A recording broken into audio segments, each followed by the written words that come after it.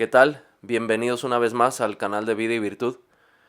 El día de hoy voy a reaccionar a un debate que ya tuvo lugar hace unos 2 o 3 años y me refiero al debate en relación a si un libertario puede o no estar a favor del aborto entre Agustín Laje y Gloria Álvarez.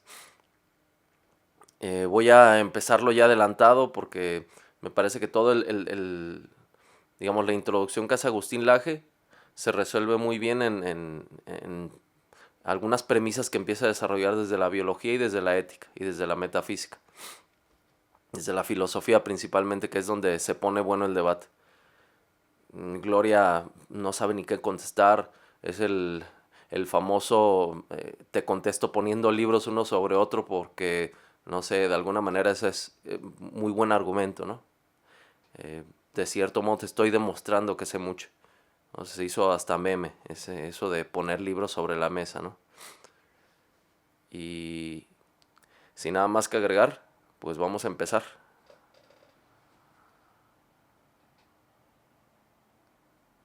Es decir, si vamos a hablar del principio de no agresión como estructurante axiológico de la filosofía ética y política del libertarismo, necesitamos especificar en qué momento empieza a existir ese ser humano inocente al cual se refieren. Yo voy a intentar mostrarlo y defender la idea de que empieza desde la fecundación con arreglo a la biología, a la genética, a la metafísica y al final voy a hablar un poquito también de biopolítica. Empiezo por la biología. Voy a usar de la biología la teoría celular. Tiene dos postulados fundamentales la teoría celular. Por un lado, la mínima unidad de vida es una célula. Segundo postulado fundamental, toda célula proviene de otra célula de la misma especie. Por lo tanto, si esto es así conforme la teoría celular, la primera célula embrionaria está viva y es parte de la especie humana. ¿Por qué está viva? Porque se desarrolla, se multiplica, se divide, ¿sí? ¿Por qué es parte de la especie humana? Porque proviene del hecho de la singamia, o sea, de la fusión de los núcleos de los gametos. Y no solo Y es que básicamente este argumento que da Agustín Laje, estos silogismos que presenta, Gloria Álvarez ya hasta que Agustín Laje empieza a meter mucha presión es que Gloria contesta. Y contesta pues de una manera muy desafortunada, ¿no? O sea, ella termina admitiendo que sí hay vida humana, pero que hay una especie de puja de derechos, ¿no? Y de alguna manera quien tiene el derecho de elegir ahí es la mujer. Por eso Agustín Laje en algún punto del debate le dice, oye Gloria, eres de las, ¿cómo dice? Él es el feminismo del más rancio, el tuyo. Claro que Gloria Álvarez pues empieza a dar piruetas mentales para salirse de ahí, ¿no? De esa posición en la que está admitiendo que sí está bien aniquilar otro ser humano. Dice, sí es vida humana, sí es un ser humano ahí. Sí hay, perdón, un ser humano ahí. Y sí, es claro como el agua lo que acaba de decir Agustín Laje. De un padre y una madre de la especie humana se sigue otro individuo pues de la especie humana. Esto es lógica pura. Para esto no se necesita ser un experto en embriología.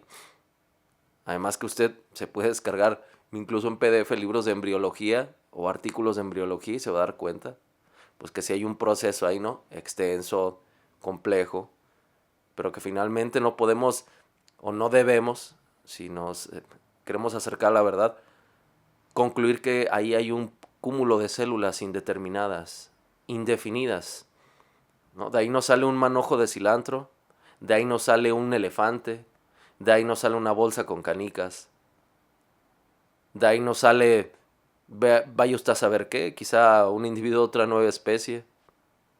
Eso no ocurre. Y sobre el principio de una agresión, ¿no? Ahí está más que claro.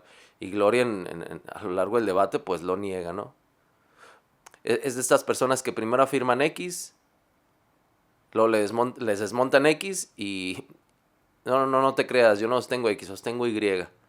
Les desmontan Y y se vuelven a pasar a X. En este debate, pues se nota mucho la deshonestidad intelectual por parte de Gloria Álvarez. Yo a Gloria Álvarez en lo particular la empecé a seguir hace añales cuando recién me enteré del liberalismo, el libertarianismo. Aunque realmente nunca simpaticé tanto con ella por sus formas. Es una mujer, a mi parecer, muy pedante, muy petulante, muy grosera, gritona. Y de verdad me fui dando cuenta que había muchos expositores del liberalismo y del libertarianismo contemporáneos muchísimo mejor que ella. Eso sin mencionar todos los liberales clásicos del 1800, como Frédéric Bastiat, algunos libros de John Locke, o algunos, pues sí, algunos libros que llegué a leer de John Locke, los liberales austriacos como Friedrich Hayek, como von Mises. Entonces yo decía, mira, todas estas ideas que está presentando Gloria Álvarez las puedo encontrar mucho mejor desarrolladas tanto en esos autores clásicos, austriacos, y también contemporáneos. Por ejemplo, Agustín Laje se dice libertario, aunque sí es verdad que tiene más tintes conservadores, que muchas veces se dice que los libertarios son como conservador, no conservadores propiamente, pero son liberales que abrazan algunas ideas del conservadurismo. Aunque veo que en la praxis se comporta más como conservadores y la verdad, yo coincido, ¿no? Está bien, me parece perfecto. Yo mismo me considero una persona pues de tinte conservador. Me parece que esa visión del mundo es correcta, se adecua a la realidad. No es conservar por conservar, eso nos convertiría en o regresionistas o, ¿cómo se les dice? Es como acumuladores, ¿no? Había hasta un programa en History Channel, me parece, ¿no? Los acumuladores. Y a veces se nos caricaturiza de esa manera, como que nosotros somos acumuladores o que queremos pasar la ceniza a las siguientes generaciones, ¿no? Lo que no sirve. No, nosotros queremos pasar el fuego, aquello que es trascendental. Pero bueno, entonces, bajo esa otra premisa de que el libertarianismo, en teoría, debe respetar la vida del otro, el principio de no agresión, pues también un libertario, en teoría, no debería de estar a favor del aborto.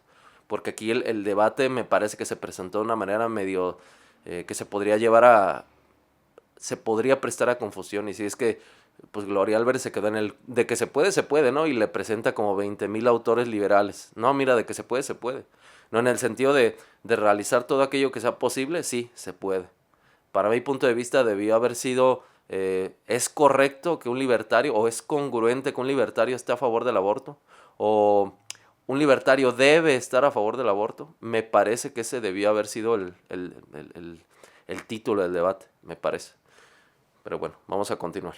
No solo está viva y es parte de la especie humana, sino que además es totipotente, algo que explicaré brevemente en un ratito nada más. A su vez, gracias a la genética, por otro lado, sabemos que desde el momento cero, el embrión posee normalmente un cariotipo de 46 cromosomas completo que reafirma su pertenencia a nuestra especie. En estos 46 cromosomas completos ya podemos encontrar, por lo tanto, todos los genes de este individuo. Ahora bien, como dije antes, estas primeras células son células madres totipotentes, o sea, que son capaces de formar un individuo completo. Yo la he leído a Gloria tratando de comparar los espermatozoides, o sea, los gametos, con la célula madre totipotente, y esto es un error biológico garrafal.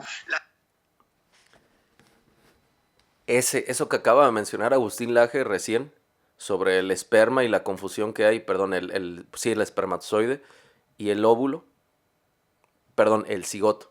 Eso de comparar o el óvulo por sí solo, el esperma por sí solo, con el cigoto, que es la fusión de estas dos células reproductivas, es un error que yo he visto que cometen muchos. O sea, del esperma por sí mismo no se sigue en ningún momento un nuevo ser humano de la especie. Más bien un nuevo individuo de la especie humana. Disculpen, ando medio trabado.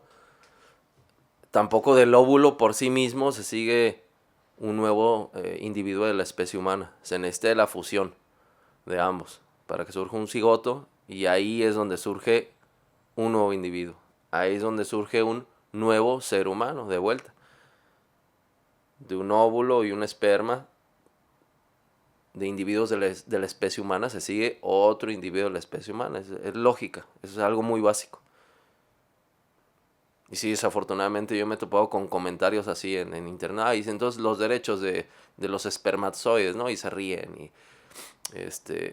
no sé, yo no conozco un hombre que haya quedado embarazado, ¿no? Yo no conozco un hombre que de repente el escroto le empiece a crecer de tal manera que, no sé, después, pasados 9 meses, expulse al nuevo individuo, ¿no? A su bebé por, no sé, a lo mejor por donde uno mea, o le harán una especie de cesárea por los de allá abajo. O sea, eso no sucede. Y sí es algo que he escuchado muchas veces, y de gente que en teoría sabe mucho y cometen este error. La célula madre totipotente es, como su nombre lo indica, totipotente. Un gameto es una célula muy especializada. La célula madre totipotente tiene la posibilidad de crear un individuo ella misma, ¿sí? Empezar con esa creación, algo que, insisto, empieza del momento cero. Entonces, la información genómica, además de este nuevo individuo, es diferente a la que presentan los cromosomas de sus progenitores. Y sus cromosomas son de un individuo humano que además ya podemos saber que es extremadamente joven si se miden, por ejemplo, que los telómeros de su ADN son muy largos, lo cual indica que es muy joven. Lo que nos individúa, en efecto, conforme la ciencia más moderna, es nuestra información genética. No hay fundamento entonces para decir que la condición de ser humano se adquiere gradualmente, porque desde el momento cero la pertenencia humana a la especie ya está presente biológica y genéticamente. Y esto, trasladado al lenguaje de la metafísica, podría llevarnos a afirmar lo siguiente, que el desarrollo... Y hace énfasis, ¿no? Agustín Laje ahí, lo individúa, ¿no? Porque a Gloria, a los liberales, ¿no? Les gusta mucho hablar del individuo, el respeto al individuo, ¿no? No agredir al individuo, el principio de no agresión.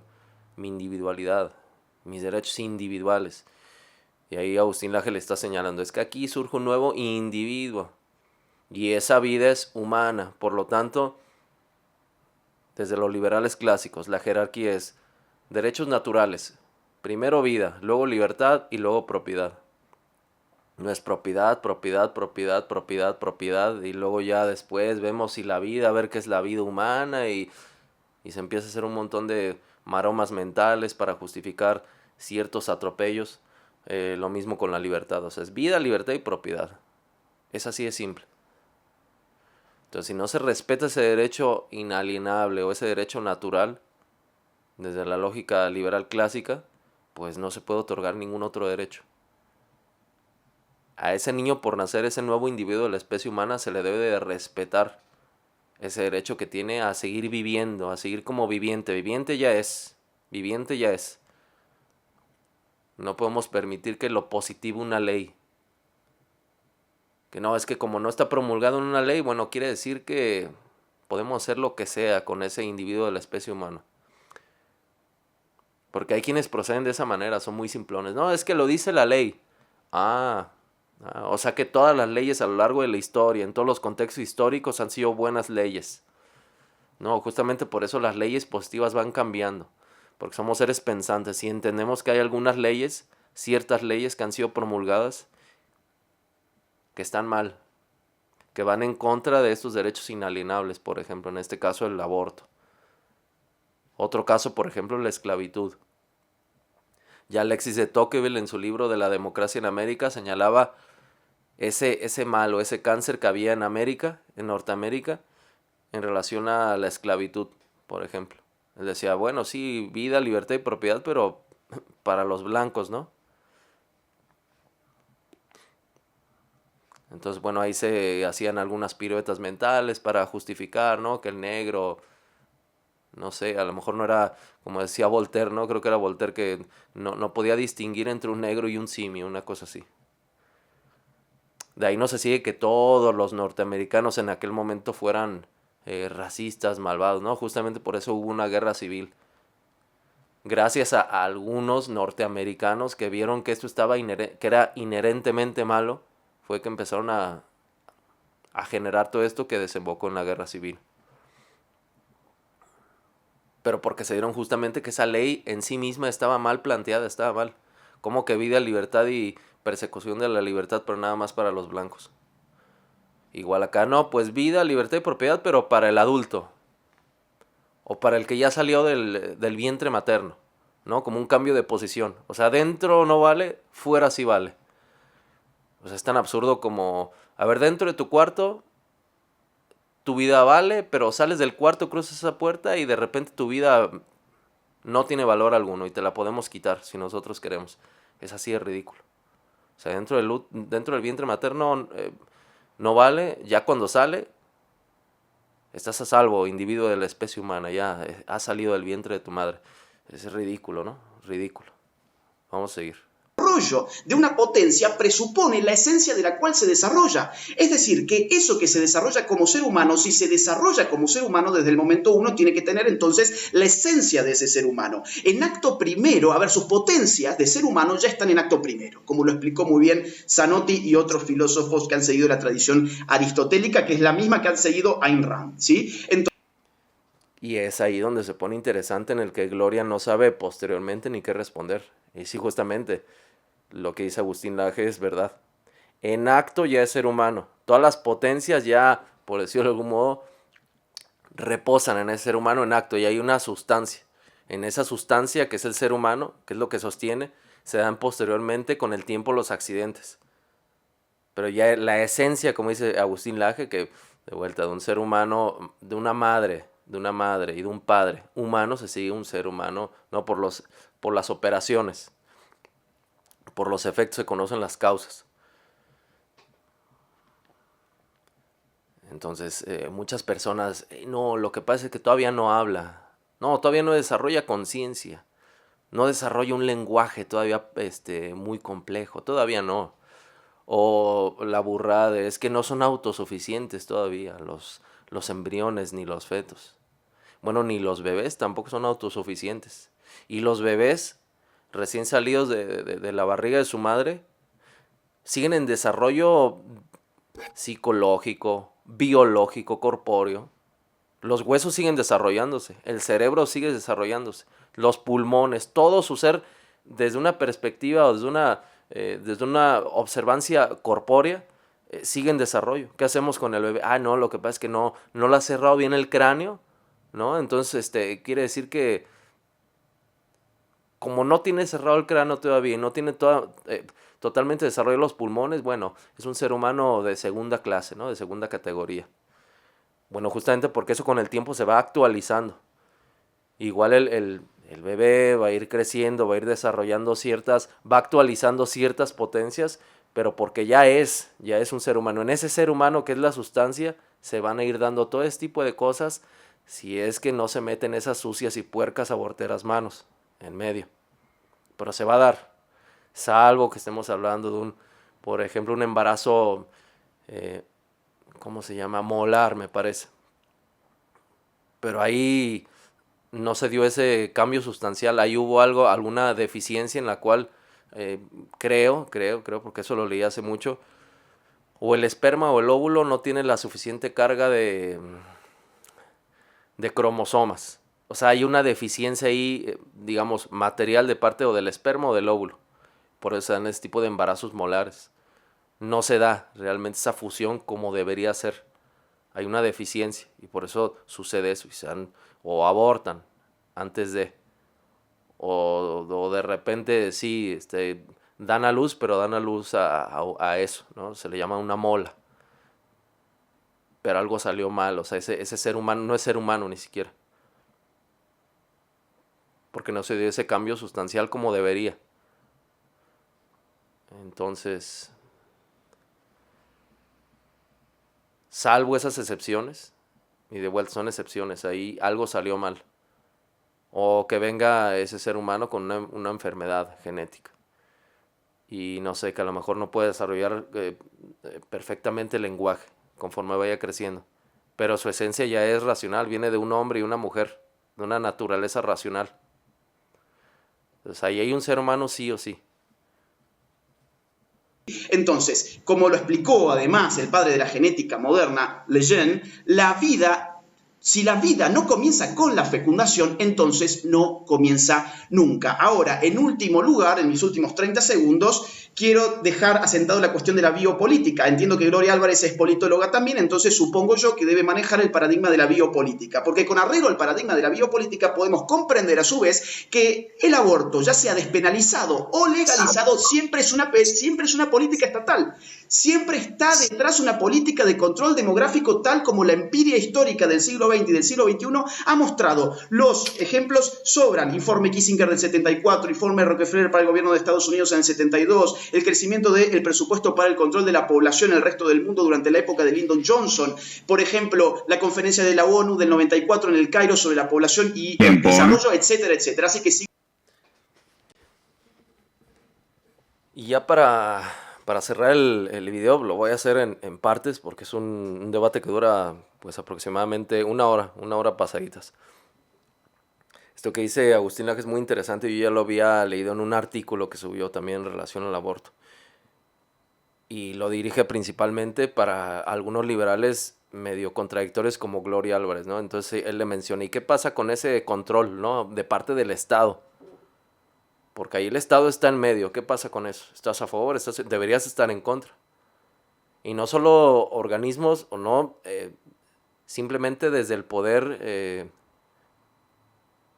que puede tener el Estado para imponer esto, sino otros organismos supraestatales, como los que ya menciono, todas estas reuniones que se han hecho a lo largo de la historia, desde el 1900, principios del 1900, me parece que la del Cairo, en donde se plantea esto, que hay que controlar la población, somos muchos, ¿no? Digo, yo me imagino, ¿no? Que los Rockefeller, los Fink, los Gates, yo me supongo que ellos también dejarán de tener hijos, ¿no? O sea, claramente este tipo de personas no van a dejar de tener, no van a dejar de generar vida, no van a dejar de poblar la tierra. Lo que se busca, me da la impresión de que los pobres no se reproduzcan porque somos muchos, nos estamos acabando los recursos. Entonces, ese tipo de organismos supraestatales que ya vienen de larga data, tratando de imponer ese tipo de agendas, este tipo de políticas públicas a los distintos estados-naciones, pues en teoría, liberales como Gloria Álvarez deberían de estar absoluta y categóricamente en contra, pero parece que no lo están. También a ese punto Gloria Álvarez nunca responde. Un liberal diría, no, el Estado no debe de meterse en eso, no debería estarle diciendo a los individuos cuántos hijos tener o si acaso no debería tener ninguno. Eso le toca en todo caso, de vuelta desde la lógica liberal clásica, pues el individuo es libre, ¿no? De llevar a cabo su proyecto de vida, siempre y cuando no agreda al otro. Entonces el Estado en ese sentido no debería meterse en los planes familiares del individuo, ¿no? De los individuos que se juntan y hacen familia. Ni mucho menos el Estado someter al individuo, a los individuos de un Estado-nación, de un país, a esas políticas, porque hay un organismo que está por sobre que es más poderoso, que digamos es un organismo supraestatal. De esto ya hablaba Friedrich Hayek en el libro de los fundamentos de la libertad, y ya advierte de eso. Y advierte de que si estos organismos empiezan a meter mano, puede complicar la relación que hay entre el individuo y el Estado-nación. Que dice, de por sí ya es difícil mantener esos derechos inalienables contenidos en una constitución, en la lógica de un Estado-nación, de un país. Ahora imagínense si hay un Estado, un supraestado, no recuerdo qué tipo de palabra utiliza Hayek, pero se refiere a estos organismos supraestatales.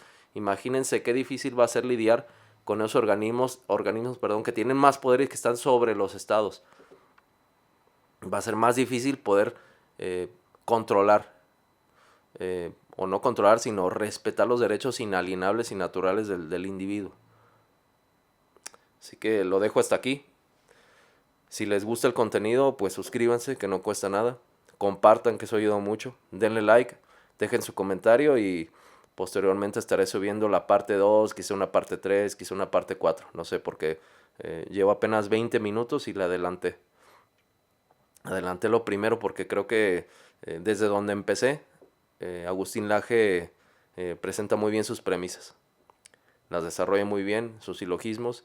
Y ya posteriormente en la parte 2, pues ahondaremos más en lo que contesta Gloria.